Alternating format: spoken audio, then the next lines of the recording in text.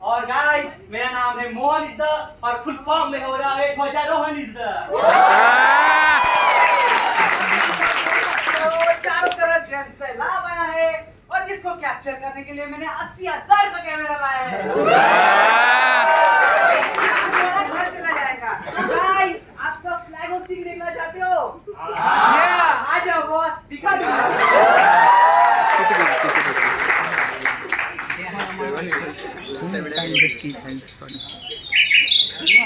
सुरेश कैसे हो? मैं ठीक हूँ रमेश, तुम कैसे हो? मैं भी बढ़िया हूँ। देखो सुरेश एक बात बताता हूँ, आज का जो प्रोग्राम था वो बड़ा ही खास था। देशभक्ति की मानो लहर सी उठ चुकी है मेरे मन में। सही कहते हो रमेश, बस देखो ना इन सब बच्चों ने कार्यक्रम की मर्यादा ही उल्लंघनी शुरू कर दी है।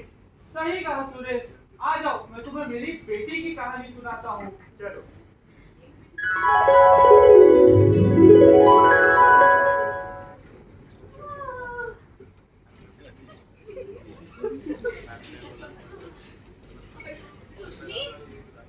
सुष्मी, तू अभी भी सोई है?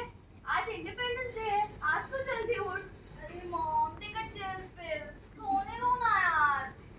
अरे सोसाइटी में फ्लैग होस्टिंग चालू है, तेरे सारे दोस्त आए हैं। तू जाएगी तो उनको अच्छा लगेगा ना बेटा। यार एक ही दिन तो मिलता है आराम करने, और एक्टिविटीज तो होते ही आराम करने के लिए। अरे उन्हें रोना यार। अरे लेकिन देश के लिए कुछ तो कर्तव्य तो है ना। इसको देश की पढ़ ले, मुझे तो बस अपनी पढ़ी है पापा। प्लीज आप सोने दो मुझे। अरे भाई रब्बा, मैं इसका क्या करूं?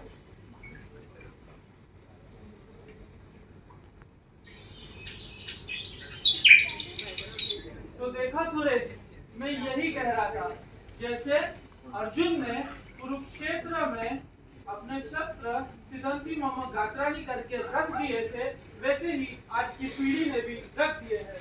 पर हमें तो उनमें हम अमृतस्य पुत्र की भावना दिखानी है। चलो मैं तुम्हें मेरी बेटी का उदाहरण बताता हूँ। चलो।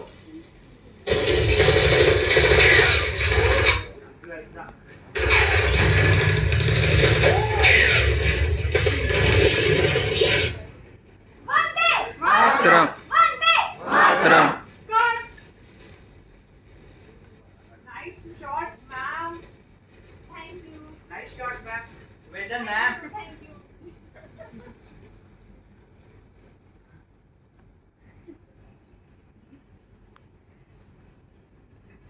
अरे मैम आइए ना, बैठिए। मेरी कैसा आना हुआ? अरे कुछ नहीं, आपने इतना अच्छा काम किया है, ये देख के मजा ही आ गया। आखिर आप एक आर्मी ऑफिसर की बेटी जो है, आप में वो सारे गुण झलकते हैं। आप जरा मुझे बताइए ना आपकी जीवन के बारे में। आखिर आपने ये फील्ड क्यों चुना? जी बिल्कुल।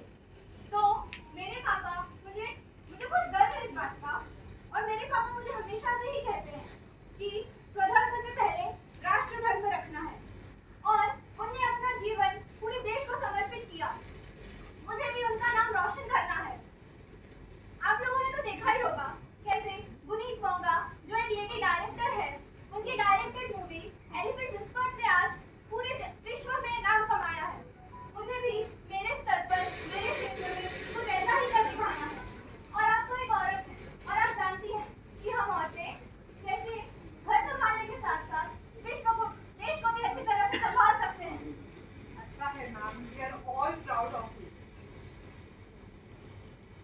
विचारों के बीच तो आज एक पीढ़ी दूसरी पीढ़ी में बोती है। विचारों के बीच तो आज एक पीढ़ी दूसरी पीढ़ी में बोती है।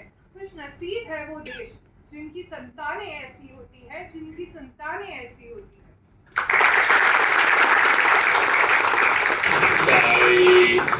चाय चाय चाय भाई एक ही दिल है, फिलहाल वो भी चिल ले, तेरा क्या चल रहा है? अरे भाई कुछ नहीं, अभी अभी यूपीएससी का प्रीलिम्स दिया है और मेंस का प्रिपरेशन चल रहा है। अरे भाई सीधा डायरेक्ट इंजीनियरिंग से यूपीएससी पे? अरे यार मुझे कुछ देश के लिए करना था, कुछ कर गुजरना था। भाई ये क्या कर रहा है देश के लिए? क्या दिया क्या है देश ने हमें? बढ़ती हुई महंगाई, गिरते हुए पैसे की वैल्यू, रास्ते के खड्डे और राजनेताओं के झगड़े, सिस्टम ही खराब है भाई।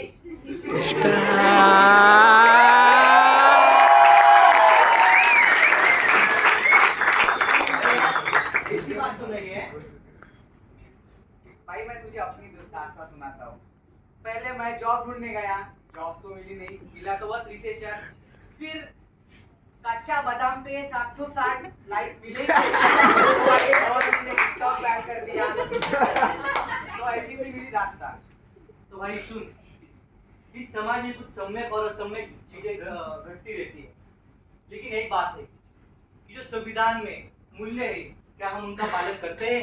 नहीं। क्या कोई ट्रैफिक रूल्स का पालन करता है? नहीं। क्या कोई समय पे टैक्स पे करता है?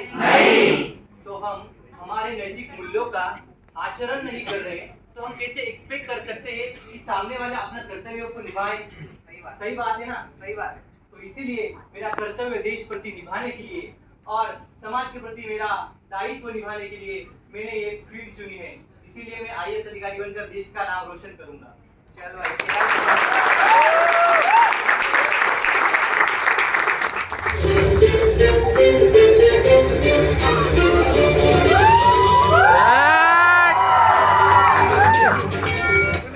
दर्शकों, आप सबका स्वागत है दिखावे न्यूज चैनल पे। दिखता है वही बिकता है। हम यहाँ लोगों के बीच चर्चा कर एक अंतिम निर्णय पे पहुँचते हैं और इस अंतिम निर्णय के कोई मायने नहीं होते हैं। तो हमारे साथ है सेजल जी नमस्ते। और काजल जी। नमस्कार। आइए इनसे सवाल जवाब करते हैं। तो सेजल जी, आपको क्या कहना है, देशभक्ति क्या है? जी मेरे ख्याल से तो आर्मी ऑफिसर्स जो तो देश की सरहद पे रहते हैं, देश के लिए अपनी जान तक देते हैं और वो अपने फैमिली से दूर रहते हैं, देश के लिए जो समर्पण दिखाते हैं, उसमें से पता चल जाता है कि वो कितने बड़े देशभक्त हैं। मेरे ख्याल से उनके अलावा और कोई देशभक्त हो ही नहीं सकता। ऐसी बात नहीं है जी।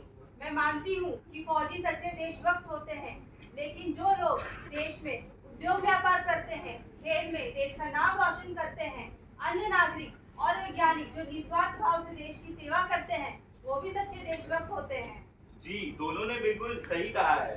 तो सेजल जी, दूसरा प्रश्न ये है कि आपको नई पीढ़ी के लिए क्या कहना है?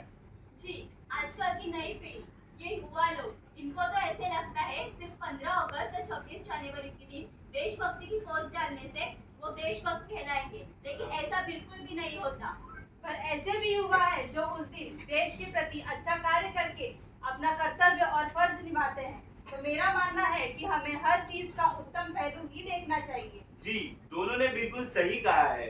हमारे युवा और वैज्ञानिक जो देश के प्रगति में उत्तम योगदान देते हैं, वो भी देशभक्त होते हैं। तो इससे हमें यह समझना चाहिए कि नई पीढ़ी और पुरानी पीढ़ी दोनों को साथ चलकर ही हम देश के भविष्य के लिए नया कुछ कर सकते हैं। और स्वामी विवेकानंद जी ने भी कहा है, give me 100 Nachiketa and I will change the world. तो इसी के साथ युवाओं को भी नचिकेत वृत्ति रखनी चाहिए।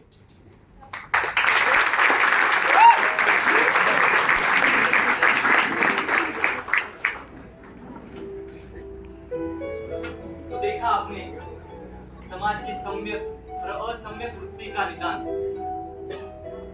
आज इस समाज में पुरानी पीढ़ी नई पीढ़ी को दोष दे रही है और नई पीढ़ी सिस्टम।